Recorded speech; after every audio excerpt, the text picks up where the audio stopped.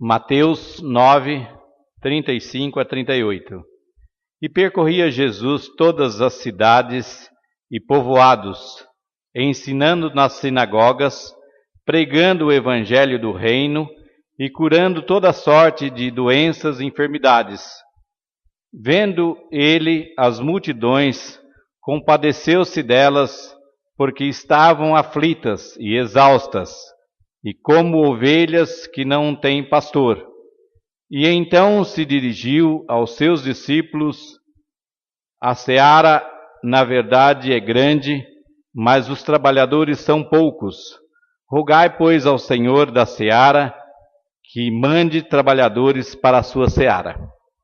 Nós estamos num domingo especial, porque nós vamos ter a posse dos departamentos internos.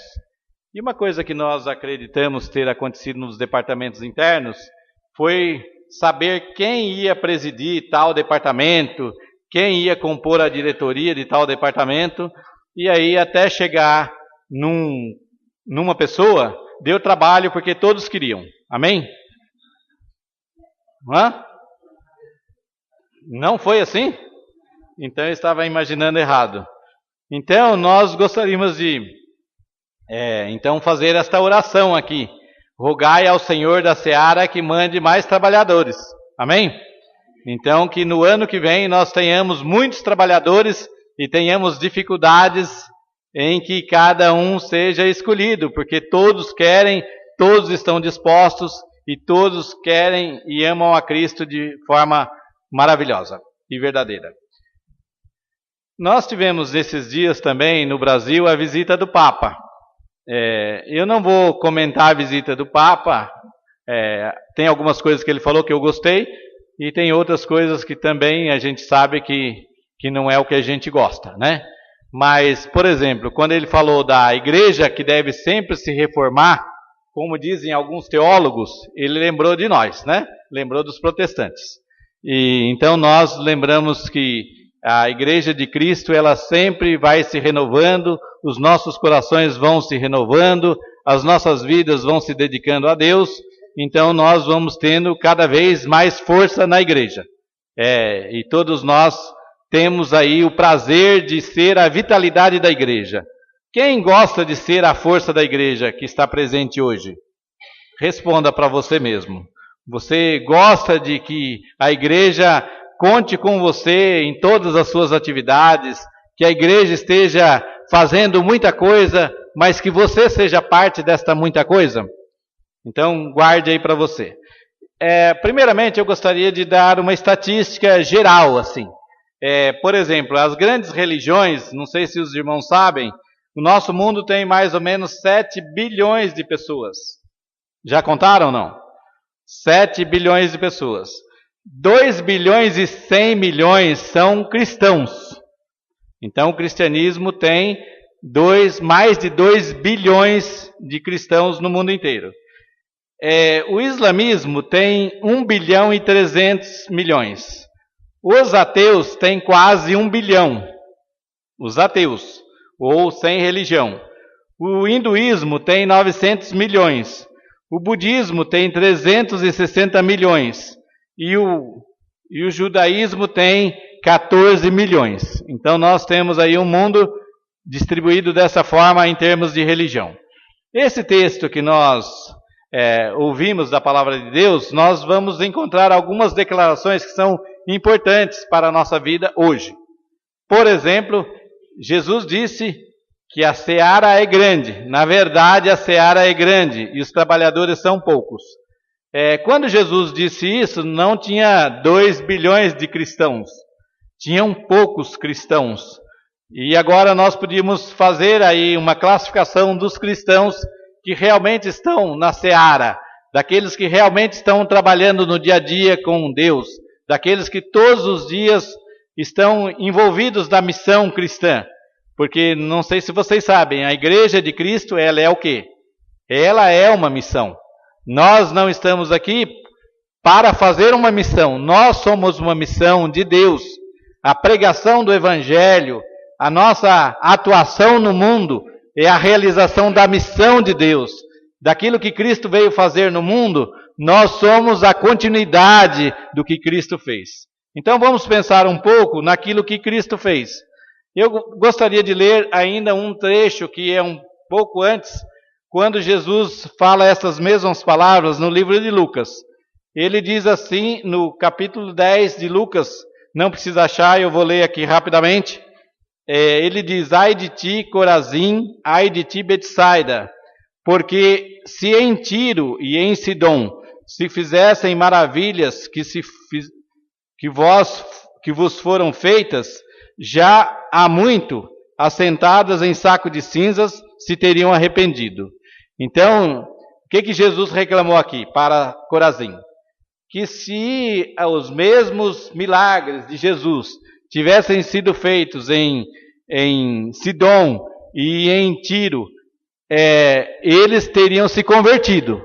Porém, Corazim e Betsaida não tinham se convertido ainda. Portanto, para Tiro e Sidom haverá menos rigor no juízo do que para vós. E tu, Cafarnaum, que levantastes até o céu e até o inferno, serás abatida. Quem vos ouve a vós, a mim me ouve. E quem vos rejeita a vós, a mim me rejeita. E quem a mim me rejeita, rejeita aquele que me enviou. Então Jesus faz esta declaração forte de como as pessoas estavam naquele tempo recebendo a mensagem de Deus e como que elas estavam interpretando aquilo que Deus iria fazer. Então Jesus, que era não só a palavra de Deus, mas a palavra de Deus encarnada, a execução de Deus, daquilo que Deus queria no nosso mundo, ele disse que Sidom teria mais perdão, podíamos dizer assim, ou Deus seria mais benevolente, porque eles entenderiam os milagres de Deus. Então, cabe a nós entendermos o quê? Que se nós estivermos favoráveis àquilo que Deus faz, Deus tem mais amor por nós, Deus tem maior misericórdia por nós, o castigo será menor, porque se a gente for como Corazim e como Betsaida e como Cafarnaum, nós seremos dignos de da braveza de Deus, daquilo que Deus, na sua ira, poderia derramar sobre nós. Porém, vocês que entenderam a palavra de Deus, nós que entendemos a palavra de Deus, temos o amor de Cristo em nosso favor. Em Deuteronômio, tem uma passagem que diz assim, Deuteronômio 15, verso 11.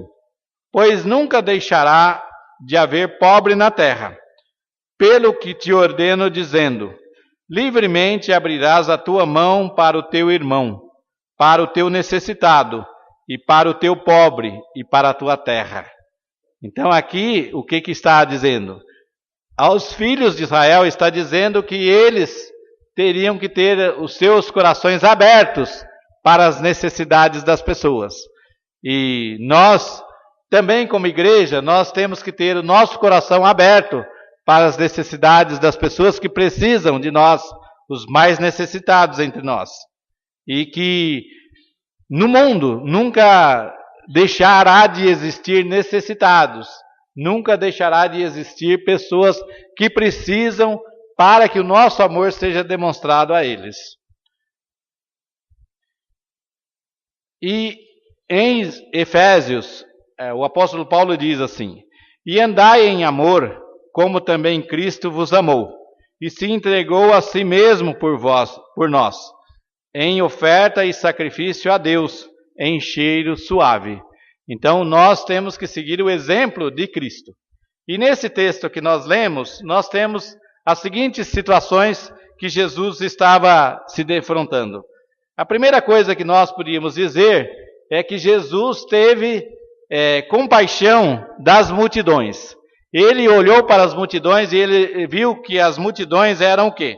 Eram pessoas cansadas, oprimidas, estavam desgarradas, estavam necessitadas da palavra de Deus.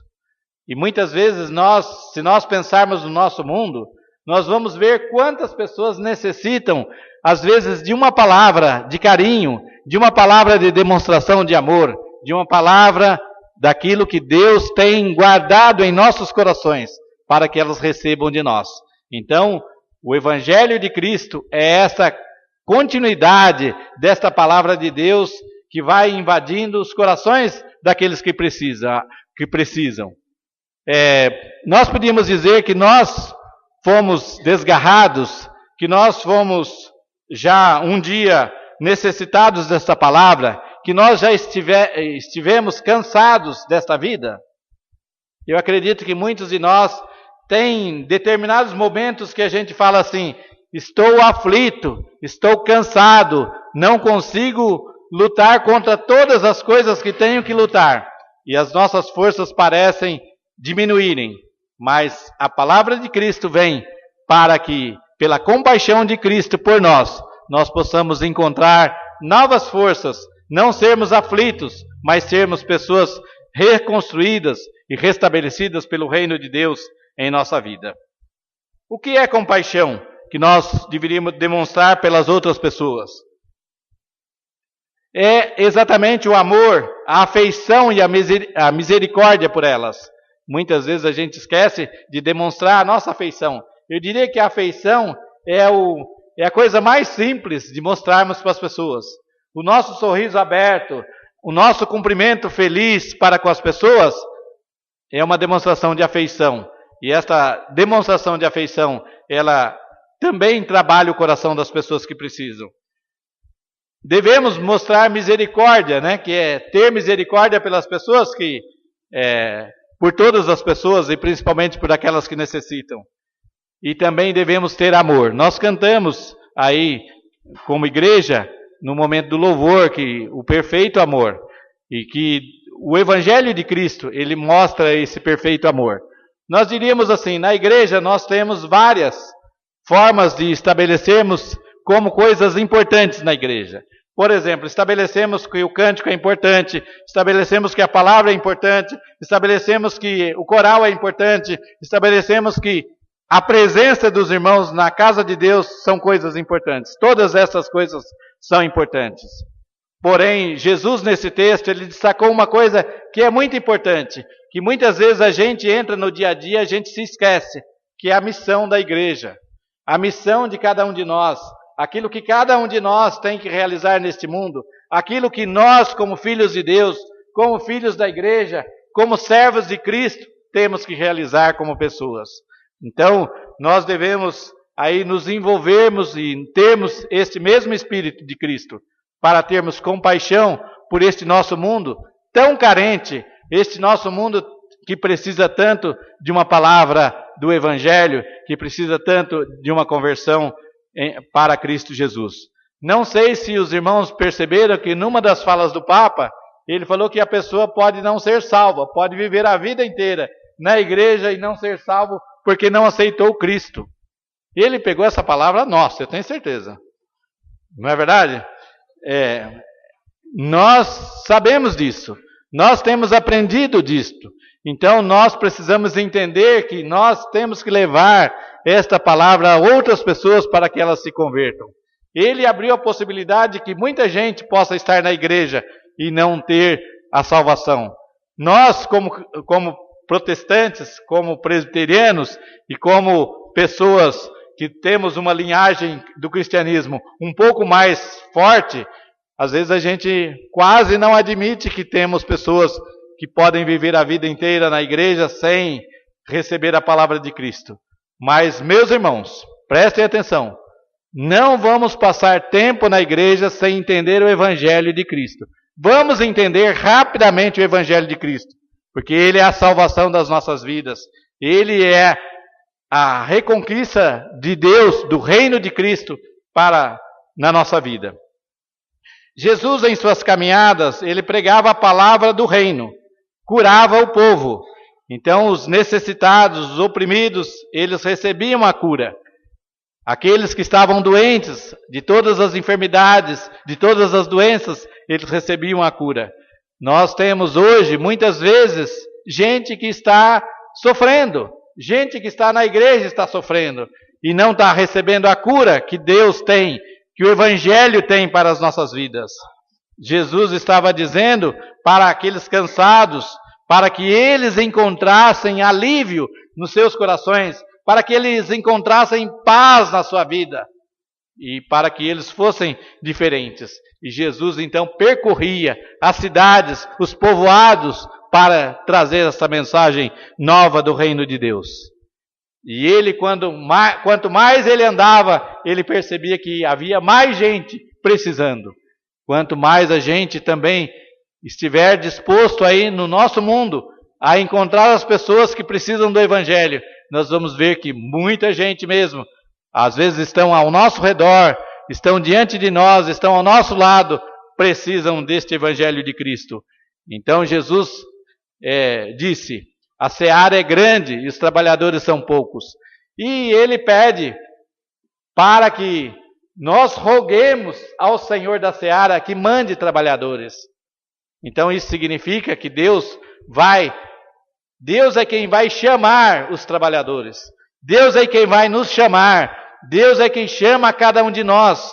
Não sou eu que indico para que você possa trabalhar por Cristo. Não sou eu quem elejo ou que escolho para que você possa trabalhar por Cristo. Não é o teu irmão que coloque você, elegendo você como presidente para trabalhar por Cristo. É Deus quem te chama, Deus quem coloca na sua vida essa disposição de ser um trabalhador do Evangelho de Cristo, da seara de Cristo.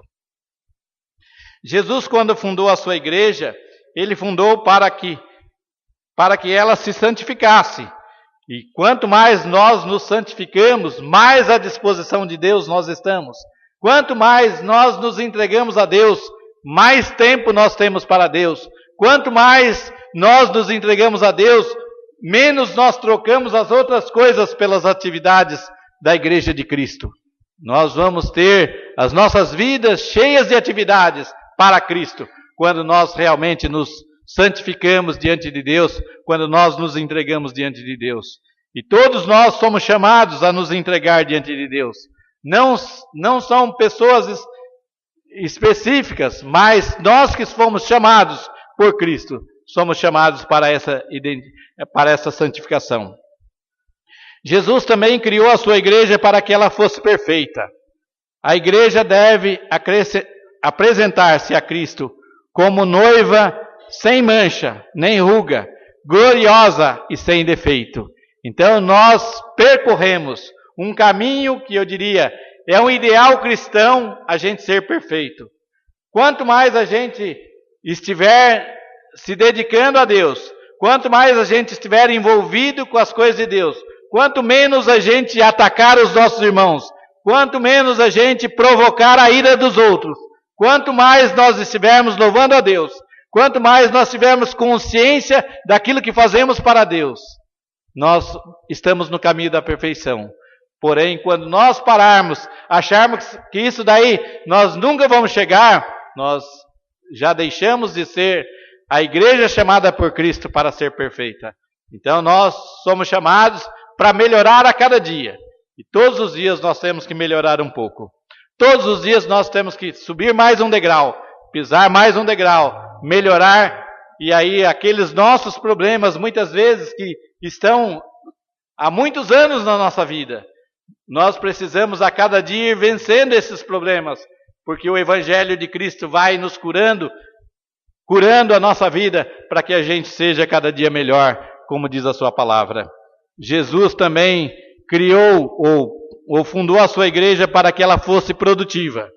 Nós muitas vezes, não produzimos aquilo que a igreja deveria produzir. Produzimos aquém das nossas forças. Não temos muitas vezes trabalhado como deveríamos trabalhar. Não temos nos empenhado quanto deveríamos nos empenhar. E a palavra de Deus nos diz que nós fomos chamados para esse trabalho. Então nós podíamos dizer que os crentes antigos, os cristãos no tempo de Jesus, eles estavam em atividade, andando e percorrendo os povoados e as sinagogas como Jesus fez. Eles estavam preparados para ensinar, como nós encontramos no versículo 35, dizendo assim: E Jesus percorria pelas cidades pregando o Evangelho e curando toda sorte de doença. Então o Evangelho estava sendo anunciado. O Evangelho era alguma coisa dinâmica que as pessoas levavam, ou que o próprio Jesus levava para os outros, para que as outras pessoas aprendessem. Os cristãos daquele tempo, eles pregavam a palavra.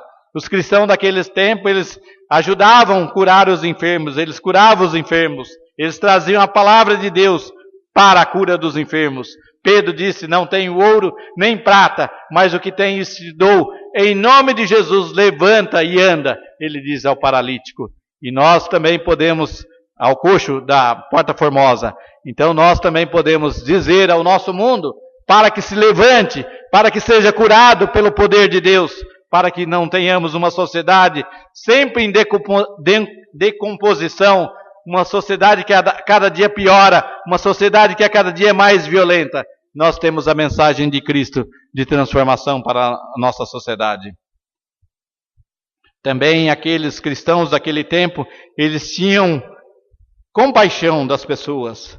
Nós também, enquanto cristãos, nós muitas vezes somos associados àqueles que, como na parábola do samaritano, estão ocupados, estão com coisas religiosas para fazer, então eles não têm tempo para acudir o samaritano, eles não conseguem, o levita está muito ocupado com as leis, com as leituras da lei, com os textos da lei.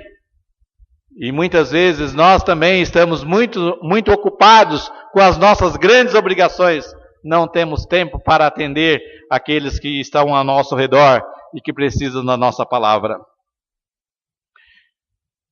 Naquele tempo, os cristãos colhiam vidas no campo, iam ao encontro delas e buscavam aqueles que estavam sedentos e que estavam precisando de Cristo.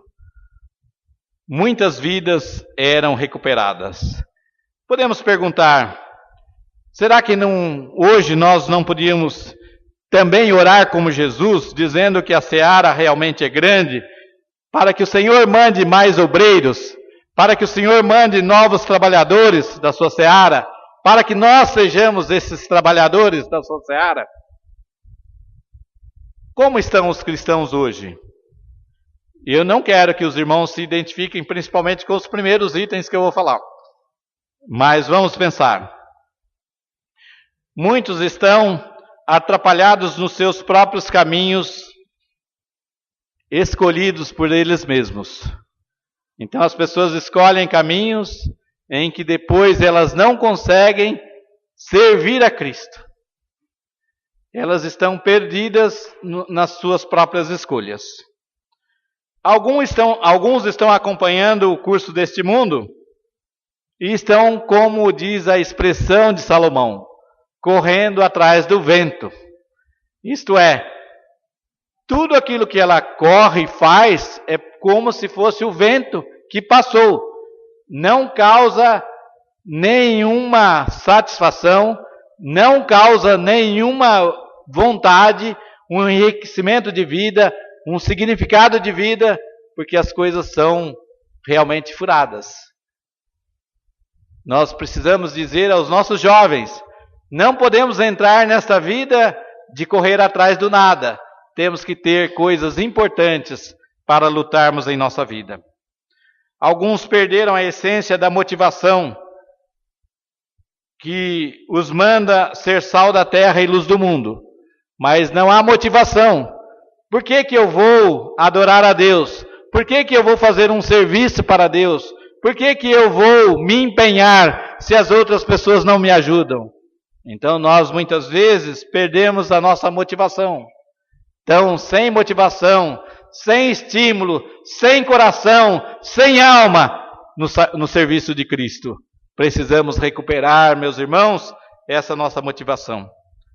Podemos dizer que até alguns se tornaram céticos, azedos, insípidos, não capazes de apresentar Jesus para ninguém. Por que eu vou falar de Jesus se eu estou nessa situação? Por que vou falar do amor de Deus se eu não sinto o amor de Deus por mim? Por que vou falar de Cristo se Ele não está presente na minha vida?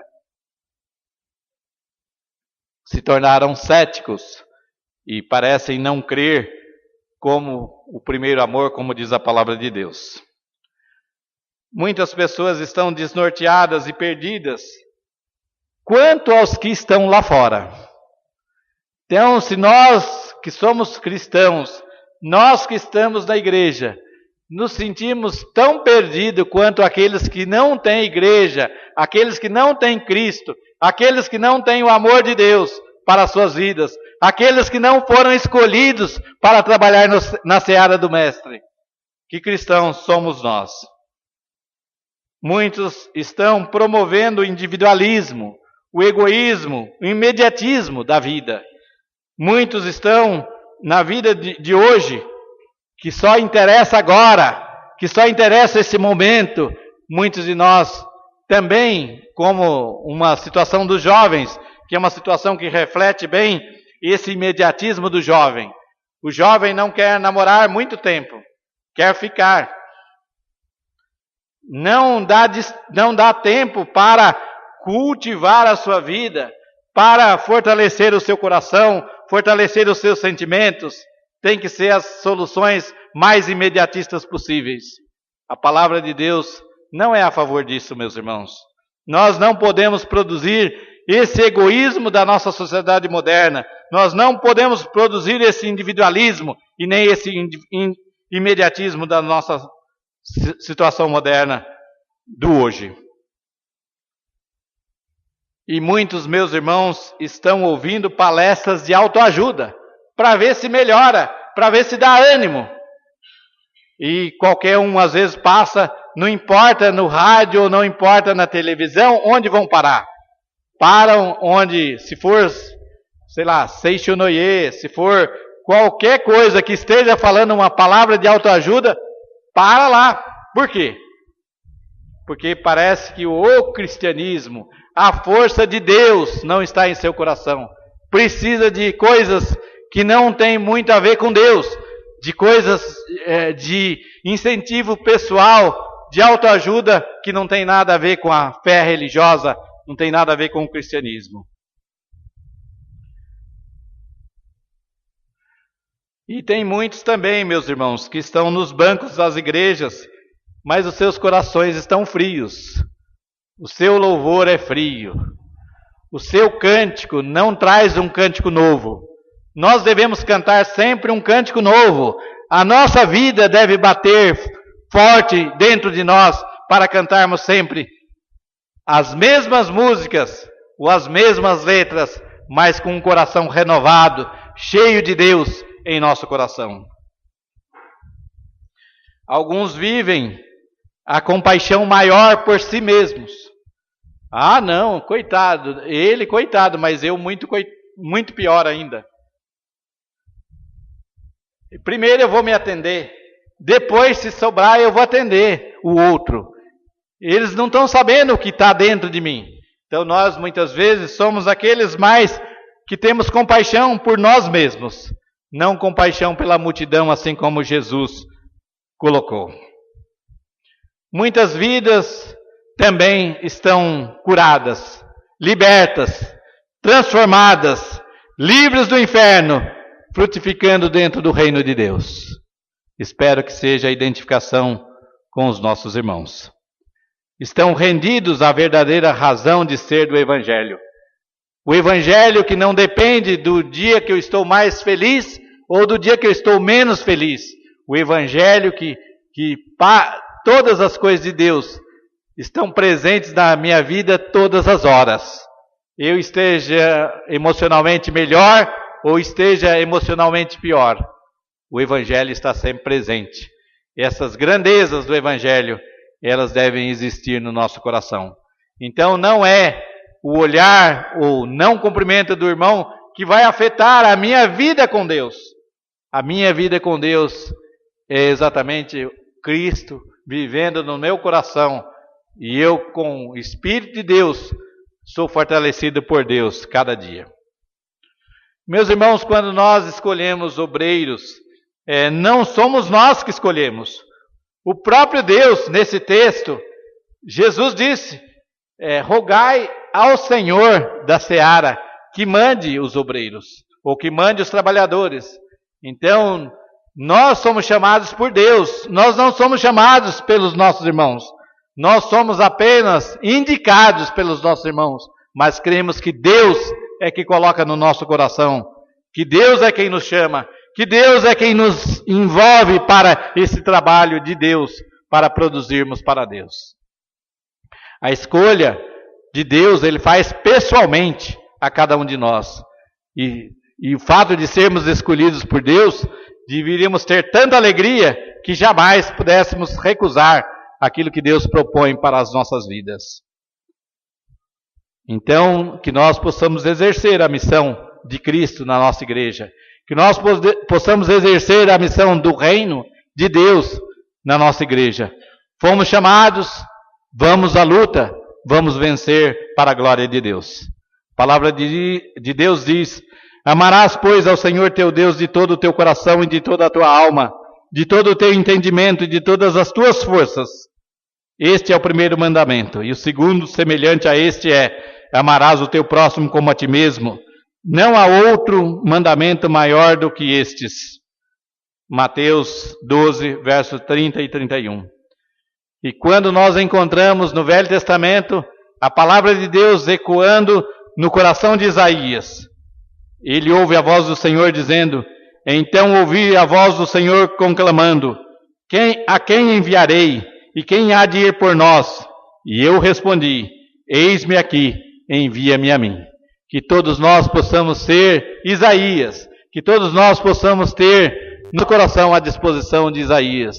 Se ouvimos o chamado de Deus, temos que atender ao chamado. Se ouvimos a voz de Cristo, o reino de Deus nos conclamando para lutar, que estejamos dispostos a lutar, porque Ele é quem supre as nossas forças, Ele é quem dá aos nossos corações a disposição de segui-lo e o seu reino para concretizarmos neste mundo.